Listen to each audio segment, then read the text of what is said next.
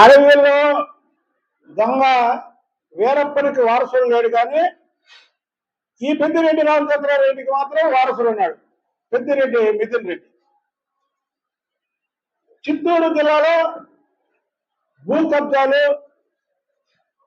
వాళ్ళ అనుచరులు దారి దోపిడీలు, ప్రజల్ని అనేక విధాలుగా వాళ్ళు ఇబ్బంది పెడితే ఆఖరికి ఈ అబ్బా కొడుకుల్ని పొంగనూరులో కూడా అడుగు పెట్టకుండా అక్కడ ఉన్నటువంటి ప్రజలు ఎదురు తిరిగితే ఆ నెపం తెలుగుదేశం పార్టీ మీద నెట్టాడు. అక్కడ రెవెన్యూ అధికారులు ఫిర్యాదులు తీసుకుంటే ఒక్క రోజులో దాదాపు 600 మంది వాళ్ళ కబ్జాల గురించి, వాళ్ళ దోపిడీ గురించి ప్రజలు పిటిషన్ల ద్వారా, రిప్రజెంటేషన్ల ద్వారా వాళ్ళు ఎక్కడెక్కడ దోచుకున్నారు. వాళ్ళొక్క పొంగనూరుకే పరిమితం కాకుండా పెద్దిరెడ్డి చిత్తూరు జిల్లా వీరప్పలాగా మొత్తం జిల్లా మొత్తం వ్యాపించడం, శ్రీకాళహస్తి కానీ, మదనపల్లి కానీ, తంబలపల్లి కానీ, ఇలాగ అనేక నియోజకవర్గాల్లో అతను ఒక చోట పోటీ చేసి, వాళ్ళ అబ్బాయి ఎంపీగా పోటీ చేసి, వాళ్ళ తమ్ముడు ఒక చోట పోటీ చేసి, వాళ్ళ అనుచరులు ఇంకో చోట పోటీ చేసి, ఇలాగా మొత్తం చిత్తూరు జిల్లాని మొత్తం దోచుకొని వేల కోట్ల రూపాయలు దోచుకున్నాడు ఈ చిత్తూరు వీరప్పన్ పెద్దిరెడ్డి రామచంద్రారెడ్డి. ఎందుకంటే ఆయనకి చిత్తూరు వీరప్పనికి వాళ్ళ నుంచి పేరు. అలాంటి వ్యక్తులు ఇవాళ రాజకీయాలకి పనికిరారు. ఈ చిత్తూరు వీరప్పన్ని ఆస్తులన్నీ కూడా వెంటనే జప్తు చేయాలి మేము డిమాండ్ చేయడమే కాకుండా, మిథున్ రెడ్డి ఆస్తులు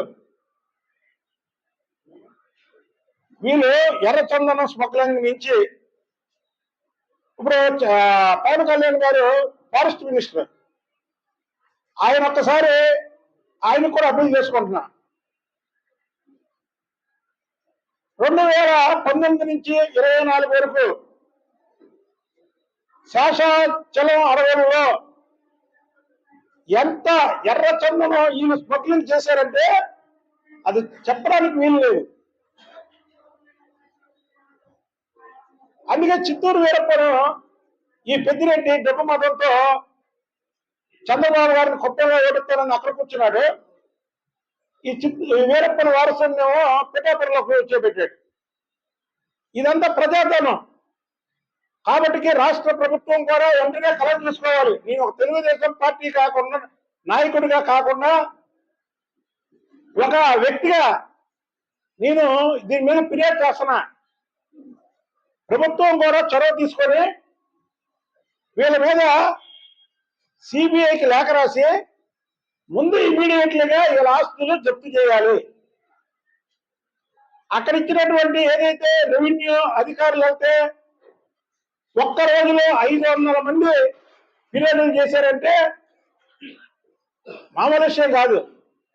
అసలు మదనపల్లి మన రాష్ట్రానికి ఒక ఊటీ లాంటిది. తమిళనాడుకి ఊటీ ఎలాగో మన రాష్ట్రంలో ఊటీ లాంటిది మదనపల్లి. మదనపల్లిని మొత్తం మింగేశారు. ఇవాళ తమ్ముడు మొత్తం ప్రజాస్తులన్నీ ఇంట్లో పెట్టుకొని కాగితాల రూపాయలు జంపు కర్మట్ల వాళ్ళ అనుచరుల మీద కొన్ని 100 కోట్ల రూపాయలు ఆస్తులు పెట్టారు. కాబట్టి చిత్తూరు వీరప్పన్ని ఆస్తులన్నీ జప్తు చేసి దాని మీద ముందు రాష్ట్ర ప్రభుత్వం సిఐడి ఎంక్వైరీ చేయాలి. నేను డీజీపీ గారికి కూడా ఒక లేఖ రాస్తాను.